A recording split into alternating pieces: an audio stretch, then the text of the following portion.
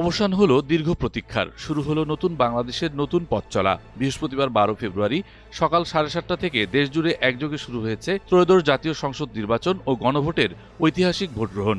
বেশিরভাগ কেন্দ্রে ভোটগ্রহণ শুরুর বেশ আগেই ভোটারদের দীর্ঘ সারি দেখা যায়। 24-এর গণঅভ্যুত্থান পরবর্তী এই নির্বাচন নিজেদের ভোটাধিকার প্রয়োগের মাধ্যমে আগামী নেতৃত্ব বেছে নিতে মুখিয়ে আছেন প্রায় 13.25 কোটিরও বেশি ভোটার। কড়া নিরাপত্তার চাদরে ঢাকা 299টি সংসদীয় আসনে আজ বিকেল 4:30 পর্যন্ত চলবে এই ব্যালট বিপ্লব।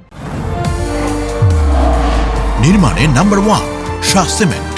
আজকের ভোট কেবল প্রতিনিধি নির্বাচনের নয়, বরং দীর্ঘ 1.5 দশক পর সাধারণ মানুষের হারানো গণতন্ত্র পুনরুদ্ধারের লড়াই। একই সঙ্গে সংবিধান সংস্কারের প্রশ্নে হ্যাঁ না গণভোটেও অংশ নিচ্ছেন ভোটাররা। নির্বাচন কমিশন জানিয়েছে, বৃহস্পতিবার সকাল 7:30 থেকে বিকেল 4:30 পর্যন্ত 299টি আসনে বিরতিহীনভাবে ভোট গ্রহণ চলবে। জামাতে ইসলামীর প্রার্থীর মৃত্যুতে শেরপুর 3 আসনে নির্বাচন স্থগিত করা হয়েছে।